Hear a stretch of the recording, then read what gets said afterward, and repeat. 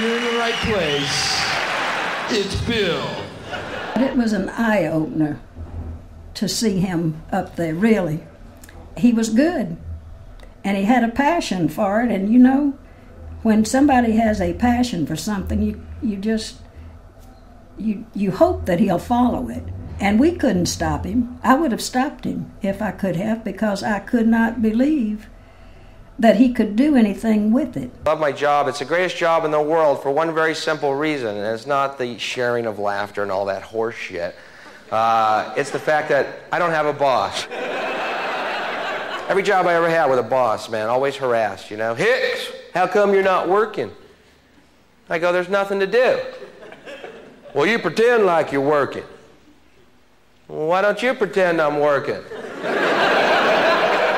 It's amazing to us 15 years later that their bill resonates so much around the world, and more so even than when he was alive. And it's just amazing. We did not see this coming. I don't think Bill ever foresaw anything like this at all. It's very gratifying. But what we miss is Bill. How many non-smokers are here tonight? Non-smokers. By round of applause. Let's hear non-smokers.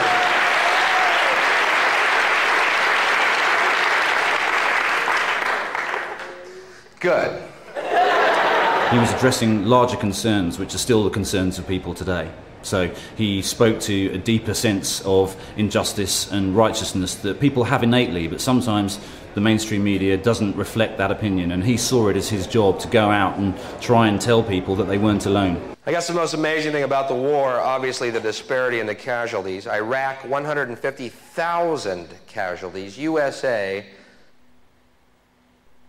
79.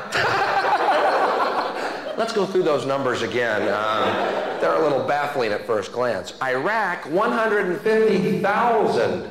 USA, 79. 79. 79. Does that mean if we had sent over 80 guys, we still would have won that fucking thing, or what? He never wrote anything down, I mean, about his comedy. He kept journals, but that was more about his life. But as far as his comedy, he wasn't taking notes. But what I enjoyed watching about him is that, well, let's say his gig in a club started on a Tuesday night and ran to a Saturday night. On Tuesday, maybe he just had a throwaway line about something. I don't know what, but he got a little bit of a laugh. Well, by Saturday night, he might have developed that into a 15-minute bit that might have gone on to become one of his most staple, well-known bits. I'm eating, I'm alone, and I'm reading a book. Waitress walks over to me. Hey, what you reading for?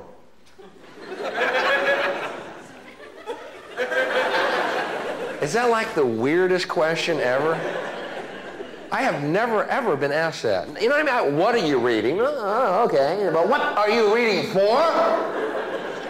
He actually called me at my house one night, and we were just talking, and he was telling me the story about having gone to a Waffle House, and he was eating, and it was after the show, and he did that a lot, and he was on the road by himself, and someone came up and asked him what he was reading for, and he said it was just a conversation just like this, and he said, wasn't that the strangest question? They didn't care what I was reading, but what was I reading for? And I said, yeah, that's pretty weird. And I said, well, what did you tell them? And he said, well, I didn't know what to say. I was just kind of speechless. So that was the end of that conversation.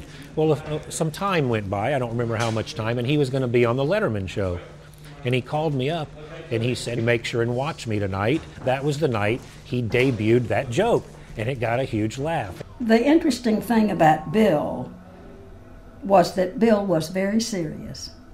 Now, my other son, you met, was always funnier than Bill. Bill was always very serious. He was very compassionate. He was a sweet boy, and I don't mean he was sweet. He was a sweet boy. No, he wasn't funny. A lot of Christians wear crosses around their necks. You think when Jesus comes back, he ever wants to see a fucking cross?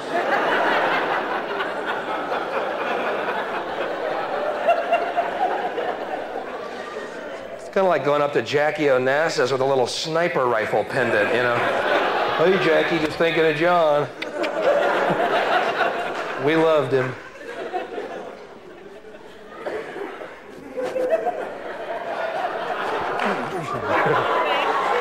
love this. It's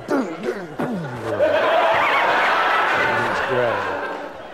You have Hicks and George Carlin, I would say, actually is, you know, in terms of heroes of political comedy, they are heroes, you know, people who were prepared to go out there and also with Hicks, what a lot of people forget or might not even know is when he was playing the Midwest, man, the guy was dying all the time. They hated him, but he didn't care, and that's I think the older I've got, the more I've tried to get rid of that. I want them to love me and just think this is what I do.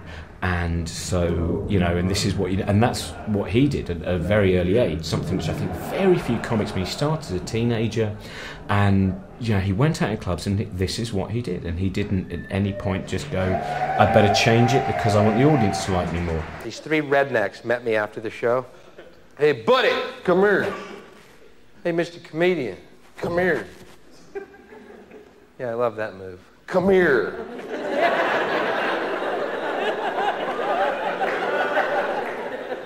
Not a physics major. I mean, that's a safe bet.